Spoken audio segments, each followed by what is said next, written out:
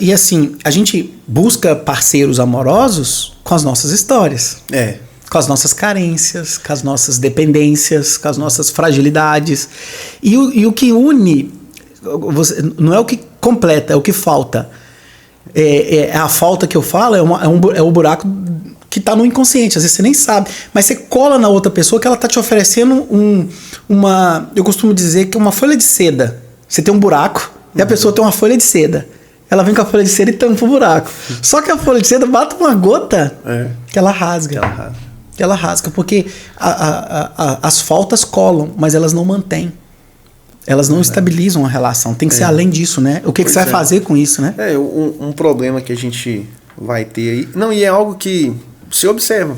Se você pegar um panorama de adolescentes, primeiro que 90% dos adolescentes têm problema com os pais. Com o pai.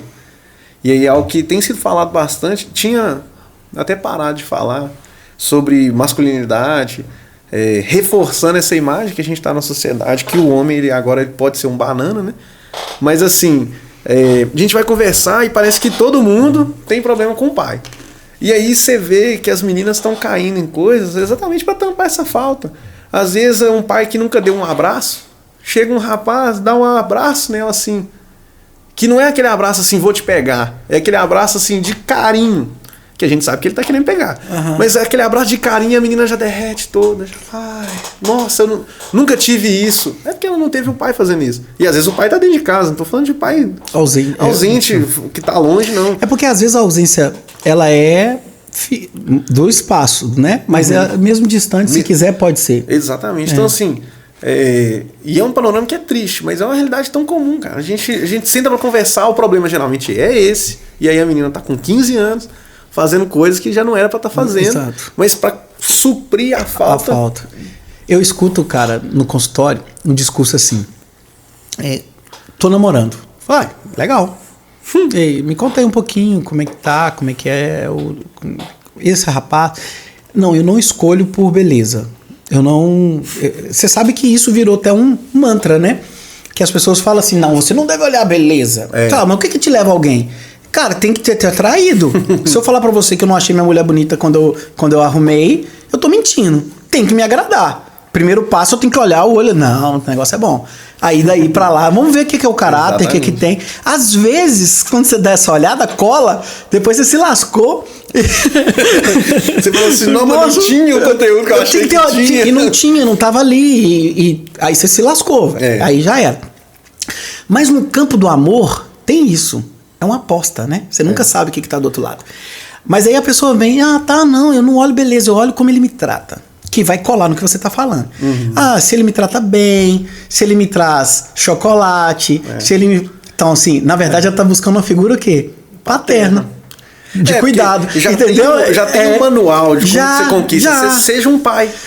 Aí o cara chega e ela tem que ser a mãe do cara, né? O mais comum que a gente vai encontrar aí nas nossas amizades, o cara que busca a menina no serviço, a menina precisa ir no cabeleireiro, o cara busca em casa, leva no cabeleireiro, o cara faz isso, faz aquilo outro, e aí tem aquela figura de pagar as coisas sempre, então sempre paga as paradas, então assim, você vai criando o pai.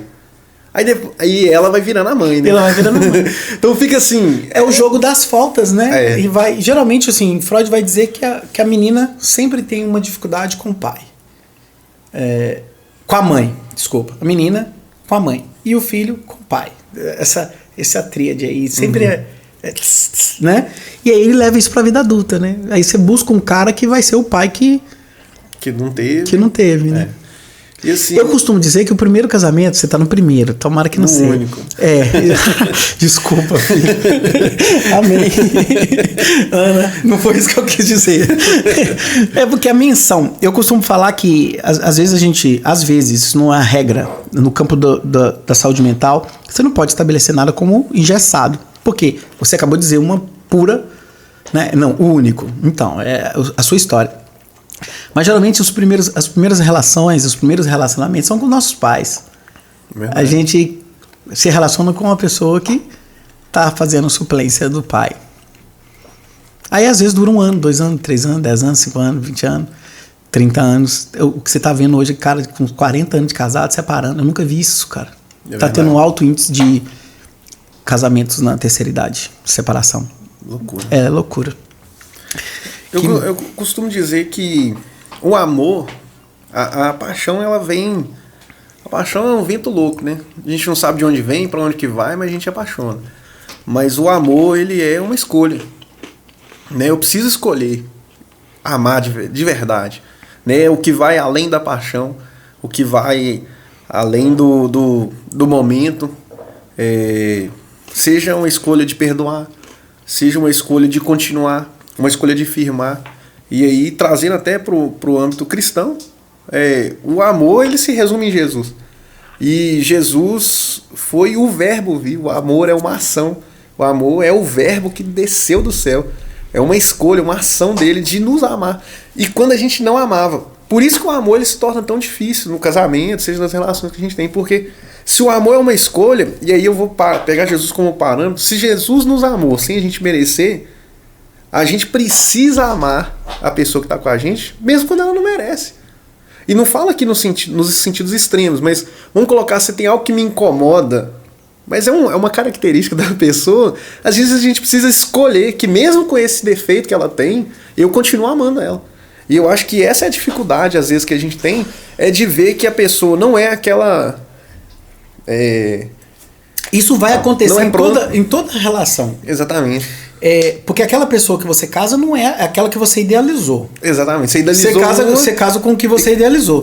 Aí, com o passar do tempo, você vai estar casado com o que é real. Porque na paixão é o ideal. É o ideal. É o ideal imaginário, né? Ela é tudo que eu imaginei. É tudo que eu imaginei. Aí, quando isso passa, fica o real. Aí eu acho legal a sua colocação bíblica aí.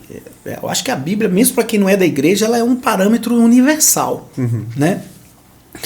Que o amor é isso aí, uma decisão, uma escolha, né? Agora o tesão é uma merda, porque às vezes ele não anda junto com o amor. É verdade. Entendeu? Muito mais com a paixão. Muito mais com a paixão. Então, por que eu acho que em algum momento há muita dissolução das relações? Porque quando a paixão vai embora, fica o amor, ou deveria ficar o amor. Então é um momento de confusão.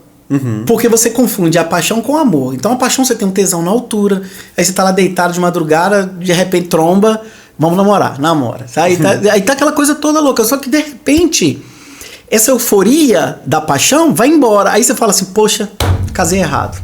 Eu não amo essa pessoa. Essa pessoa não é a pessoa que eu escolhi. Não é isso que eu queria. Ah, meu Deus, então agora... Aí os casamentos vai... Por quê? Porque as pessoas não conseguem fazer a transformação da paixão que leva ao casamento, que um homem não casa se não estiver apaixonado. Ele tem que estar. Mas ele não fica no casamento apaixonado, ele fica no amor. Então, quando a paixão sai pela porta, o amor tem que ficar, porque senão acaba. É verdade. E aí, o meu ver, é isso que está acontecendo.